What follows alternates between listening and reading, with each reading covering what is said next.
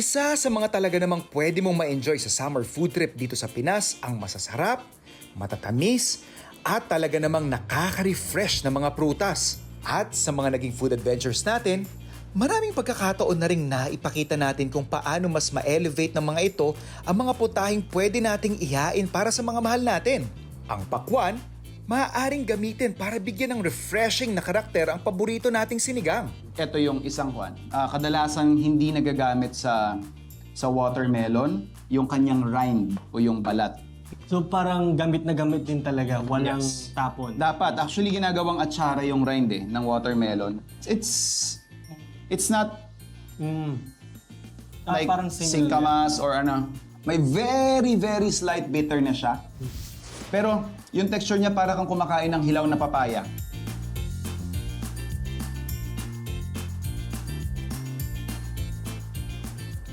Ang mga samot-saring citrus fruits naman natin gaya ng orange, lemon at lime, siguradong kakaibang twist ang may dadagdag sa inyong duck, chicken, and seafood dishes. So ito yung orange peel. We're just making thin slices or what we call julienne. So ito yung ating lemon juice. Tanggalin lang natin yung zest.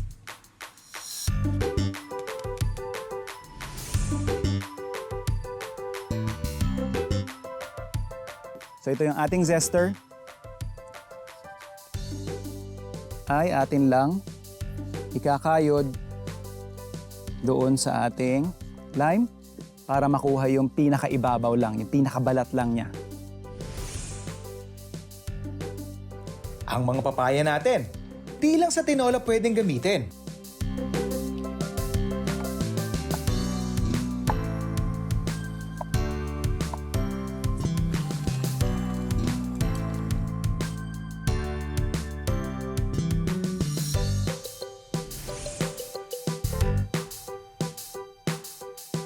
So lalagay lang natin yung ating papaya.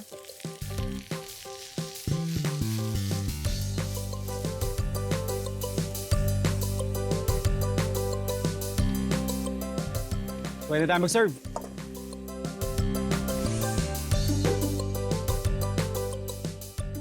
Ang iconic nating adobo, pwede mo namang gamitan ng mangga. So habang binabrown natin yung ating karne, sibuyas, then yung ating bawang. So maganda na yung browning na nangyayari doon sa ating pan. Lagay ko lang yung ating bawang tsaka sibuyas.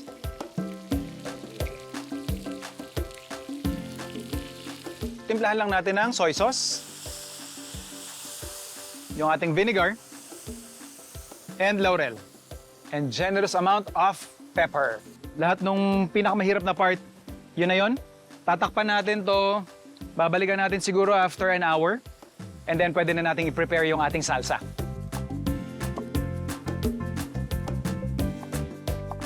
Yung ating ripe mangoes naman. Mag-a-add lang din ako ng ating leeks. And for some kick, chilies.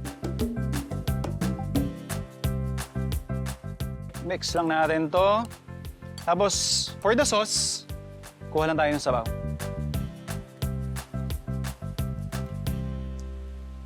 Malambot na yung ating pork.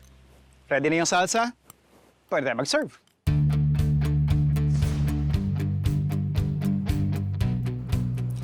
Ang mga saging na all year round available, pwedeng-pwede namang gawing tinapay. Kahit di ka na gumamit pa ng oven.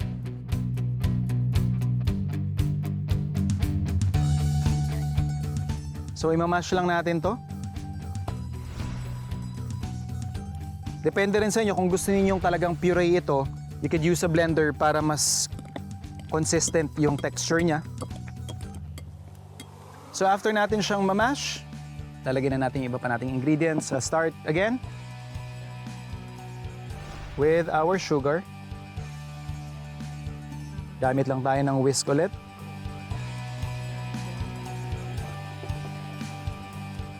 After that, yung ating butter. So mix lang natin to.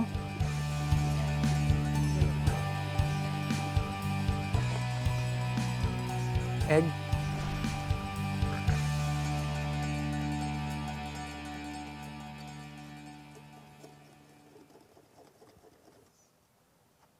Some milk.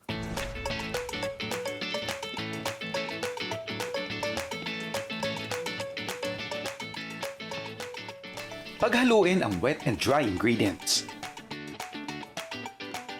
So ready na yung batter natin. Bago natin ilagay yung ating pinaka-mixture, pahiran muna natin ng mantikilya. So meron tayo ditong tissue.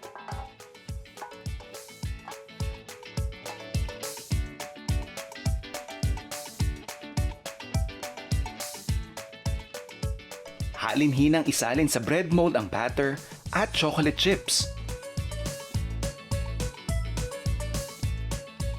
Tapos balutin ng cling wrap bago isalang sa steamer.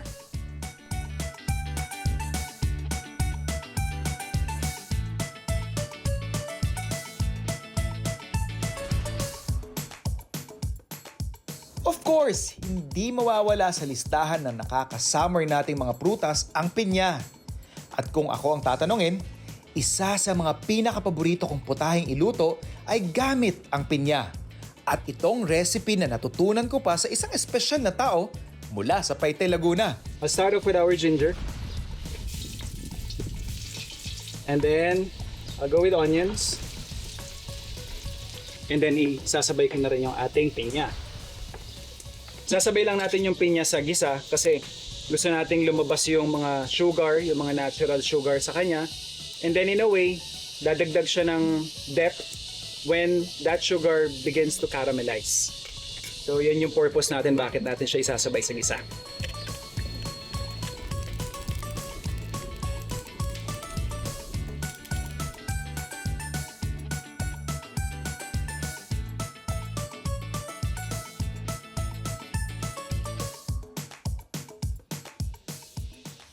Ayan, luto na ang Nanay Ice, ginataang hipon at pinya.